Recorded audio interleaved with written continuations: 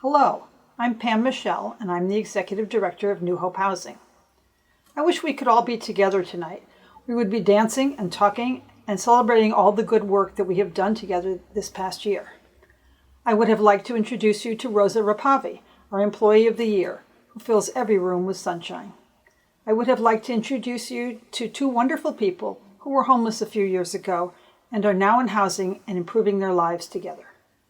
But circumstances have changed, and we've had to cancel public events for safety purposes. Right now, we are told we need social distancing. This is a simple and practical precaution to protect ourselves and others. And this is why we're not in the same ballroom tonight.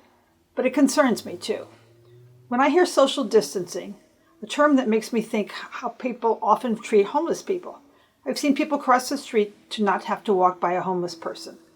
I've witnessed name-calling and stereotyping, and I've seen many dehumanizing actions take place, all of which break my heart. At New Hope Housing, we open our doors and practice hospitality.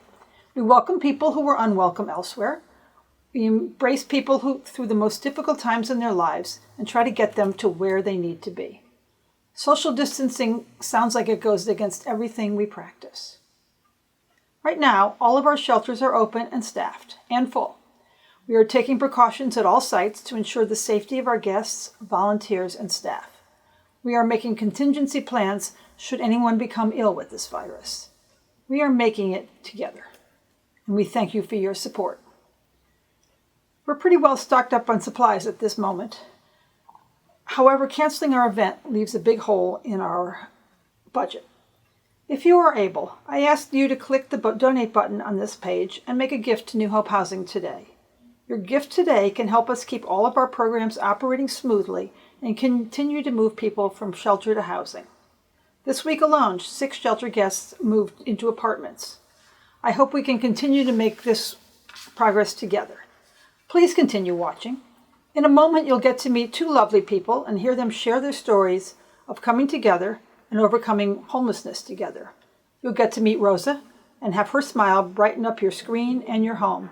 Thank you. Growing up in D.C. started off kind of rough.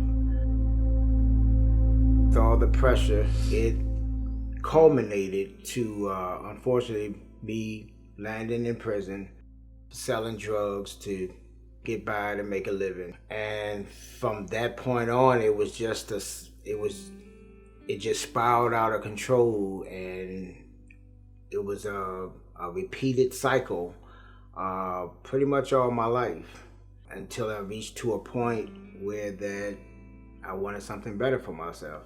When I got out, my first job that I landed was working for Shake Shack. That's how I met Sabrina. I grew up in a house that I feel that my mom was pretty abusive. We all ended up point blank in foster homes. So we were just out there, 7 brothers, and me included. We were just like in different homes. I went back to school because I had dropped out, got my GED in Santa Rosa. And from Oakland, California, I was working at a telecommunications company. The owners of the company came down and asked me if I would be interested in relocating to the East Coast. And I ended up in Shake Shack when it first opened up. I was like, God, new ground. I'm going over there and I'm gonna do what I need. So I went to Shake Shack. He says I was so busy in my marketing mode, that's what he calls it, that he said he was in the back practically doing jumping jacks. Like, you see me back here? I think you like, I like you. I think you're pretty back here. He says that I gave him no acknowledgement. One day I was standing outside there at the CVS.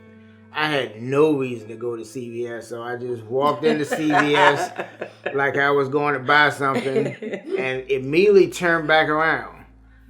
I acted like that I was just seeing her for the first time coming out of CVS, spoke to her, said hi, and it took off from there. Less than a year, we decided I'm paying full rent at my apartment. He was at my place 90% of the time anyway. I opened up the offer and said, really think that, if you think about it, we can move in together. But he didn't do it right away.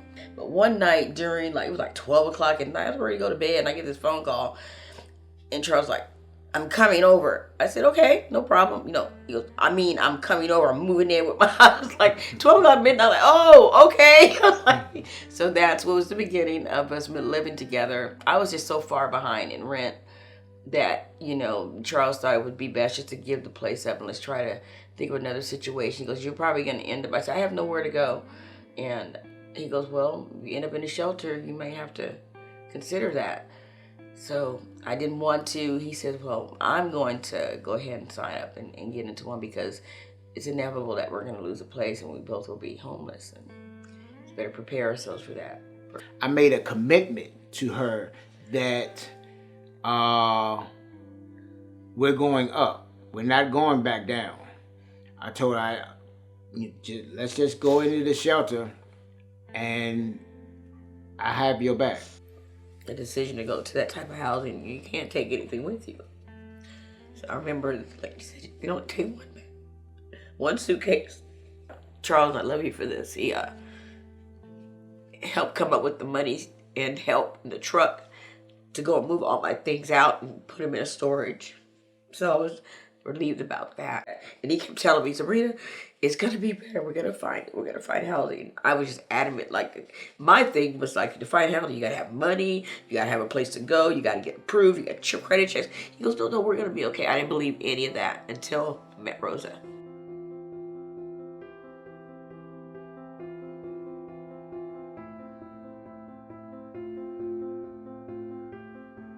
One day I was coming to work in the morning, and he came to me and he says, are you Rosa?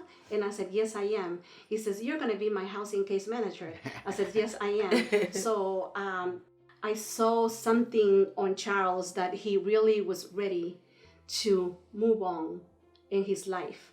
He was not advocating just for him. He was also advocating for Sabrina. I knew this landlord that had a unit.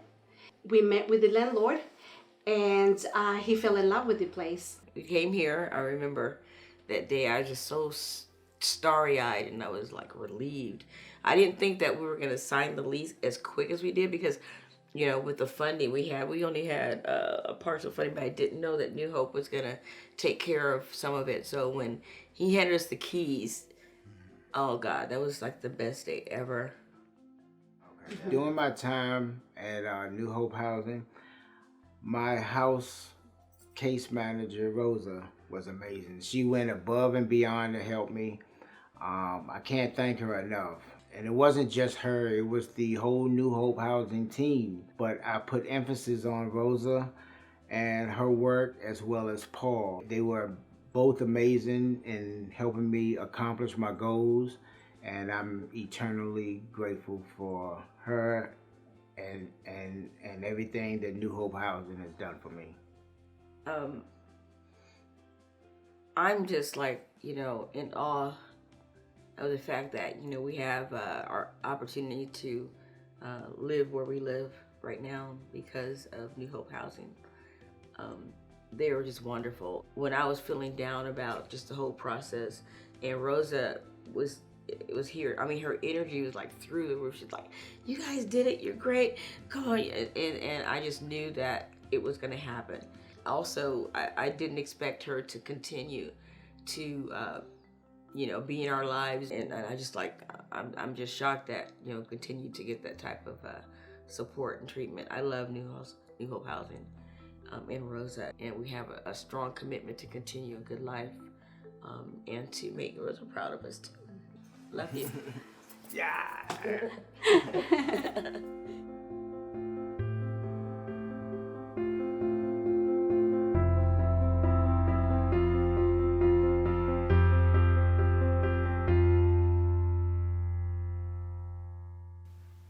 I hope you enjoyed meeting Sabrina and Charles and Rosa. There are more people like them anxious for their shot at moving into a home. I hope you can make a gift today to help make their dreams of a safe place to live a reality. As we part, I'd like to share a quote from Rabbi Yosef Kanevsky about how we can come together despite physical social distancing. Every hand we don't shake must become a phone call that we place. Every embrace that we avoid must become a verbal expression of warmth and comfort. Every inch and foot that we physically place between ourselves and another must become a thought as to how we might be of help to that other, should the need arise. Thank you for your gifts. My best to you and your families during this challenging time.